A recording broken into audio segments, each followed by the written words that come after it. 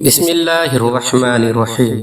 محترم ناظرین، السلام علیکم ورحمۃ اللہ تعالی وبرکاتہ۔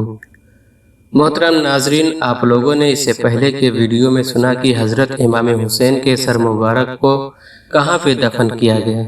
آج کے اس ویڈیو میں آپ حضرات سنیں گے کہ کربلا کے ظالموں کا انجام کیا ہوا۔ محترم ناظرین، امید ہے کہ آپ لوگوں نے میرے چینل کو سبسکرائب کر لیا ہوگا۔ اگر جن حضرات نے نہیں سبسکرائب کیا ہے تو میرے چینل کو سبسکرائب کر دیجئے اور ساتھ میں بیل آئیکن کو نوٹیفیکیشن آل پر پریس کر دیجئے۔ محترم ناظرین، آپ لوگوں نے ضرور میرے چینل کے داستان کربلا کے تمام ویڈیو کو ایک ایک کر کے ضرور سنا ہوگا۔ اگر نہیں سنا ہے تو چینل کے پلے لسٹ میں جائیے، فائل بنی ہوئی ہے داستان کربلا کے نام سے، آپ حضرات جا کر کے وہاں پہ سن سکتے ہیں۔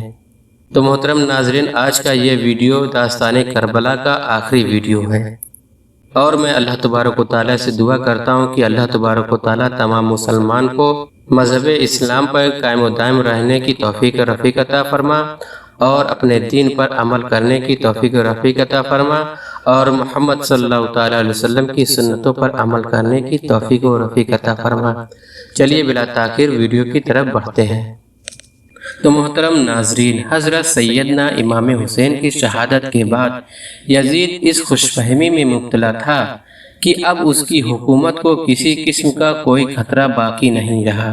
اس کا یہ خیال محض اس کی خوش فہمی تھا۔ حضرت سیدنا امام حسین کی شہادت کے بعد اہل مدینہ نے اپنی بیعت منسوخ کر دی۔ یزید نے مدینہ منورہ اور مکہ مکرمہ پر چڑھائی کروا دی۔ بیت اللہ شریف کو آگ لگا دی گئی۔ بالآخر اس پر اللہ عز و جل کا عذاب نازل ہوا اور وہ مرض کولنج میں مبتلا ہو گیا۔ بڑے سے بڑے طبیب سے علاج کروایا گیا مگر کوئی افاقہ نہ ہوا، اور اسی مرض میں تڑپ تڑپ کر یزید جہنم واصل ہو گیا۔ تو محترم ناظرین، یہ رہا یزید کا انجام۔ اب ابن زیاد کا کیا انجام ہوا، آپ چلتے چلتے یہ بھی سماعت فرمائیے کہ حضرت سیدنا امام حسین کی شہادت کا بدلہ لینے کے لیے اللہ عز و جل نے کوفہ کی جیل میں قید ایک شخص مختار سقفی کو چنا۔ مختار سقفی قید خانے سے نکلنے کے بعد ایوان اقتدار میں پہنچا۔ اقتدار سنبھالتے ہوئے اس نے حضرت سیدنا امام حسین کی شہادت کا بدلہ لینے کا اعلان کیا، اور کوفہ کے ہر اس گھر میں جہاں مجرم موجود تھے پورے گھر والوں سمیت تباہ برباد کر دیا۔ ابن زیاد نے جب یہ صورتحال دیکھی تو راہ فرار اختیار کیا۔ مختار سقفی کے سپاہیوں نے اس کا پیچھا کیا اور اس کا سر تن سے جدا کر دیا۔ جب ابن زیاد کا سر مختار سقفی کے پاس لے جایا گیا تو اس نے اس کے سر کو اس طرح ٹھوکریں ماری جس طرح اس ظالم نے بدبخت نے حضرت سیدنا امام حسین کے سر مبارک کے آبرو ریزی کی تھی۔ اب اس کے بعد ابن سعد کا انجام کیا ہوا۔ مختار سقفی کے اعلان کے بعد عمر ابن سعد بھی روپوش ہو گیا۔ بالآخر عمر ابن سعد کو مختار سقفی کے سپاہیوں نے ڈھونڈ نکالا۔ جس وقت ابن سعد کو مختار سقفی کے سامنے پیش کیا گیا تو مختار سقفی نے اسے مخاطب کرتے ہوئے کہا کہ تو وہ ملعون ہے جس نے حضور نبی کریم صلی اللہ تعالیٰ علیہ وسلم کے جگر گوشے حضرت سیدنا امام حسین کو میدان کربلا میں پیاسا شہید کیا۔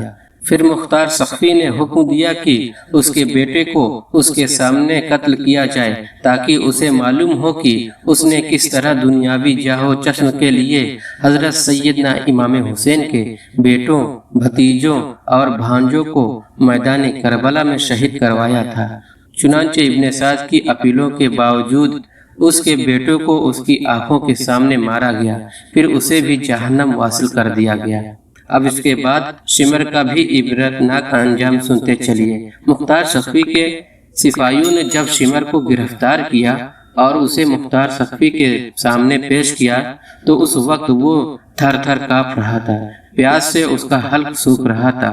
اس نے رو رو کر مختار سقفی کے سامنے عرض کیا کہ مجھے چند گھونٹ پانی پلا دو، مگر مختار سقفی نے اس کی آہ کی کوئی پرواہ نہ کی اور کہا کہ اپنی پیاس کی تجھے کتنی پرواہ ہے، اور جب تو نے اس معزز گھرانے کو پانی سے دور رکھا اور ان کے بچوں پر ظلم و روا رکھا، اس وقت تجھے احساس کیوں نہ ہوا؟ اب تو خود پانی کو ترس۔ چنانچہ شمر پیاس سے تڑپتا ہوا تلوار کی نظر ہوا۔ ایک نوعمر یزیدی سپاہی جو حسن و جمال میں بے مثال تھا، اس کا چہرے کا رنگ خوب سرخ و سفید تھا۔ اس نے حضرت امام حسین کا سر اپنے گھوڑے کی گردن میں لٹکایا تھا۔ لوگوں نے اسے دیکھا کہ اس کے چہرے کا رنگ سخت کالا ہو گیا ہے۔ جب اس سے اس کی وجہ پوچھی گئی تو کہنے لگا، جس روز سے میں نے حضرت سیدنا امام حسین کا سر اپنے گھوڑے کی گردن کے ساتھ لٹکایا ہے، ہر رات 2 آدمی میرے پاس آتے ہیں اور میرے دونوں بازو کو پکڑ کر کہیں لے جاتے ہیں، وہاں سخت آگ بھڑک رہی ہوتی ہے، وہ مجھے چہرے کے بل اس آگ میں بار بار ڈالتے اور نکالتے ہیں۔ یہ عمل ہر رات دہرایا جاتا ہے، میری یہ حالت اسی وجہ سے ہوئی ہے۔ راوی کہتے ہیں کہ وہ شخص اس طرح جھلس کر بہت بری موت مرا۔ علامہ امام جلال الدین سیوطی فرماتے ہیں کہ کوفہ میں ایک دفعہ چیچک کی وبا پھوٹ پڑی۔ اس وبا سے لاتعداد نوعمر بچے اندھے ہو گئے۔ جب تخمینہ لگایا گیا تو ان میں سے کم و بیش 1500 بچے ان بدنصیب ظالموں کے تھے جنہوں نے میدان کربلا میں حضرت سیدنا امام حسین کے خلاف جنگ لڑی تھی۔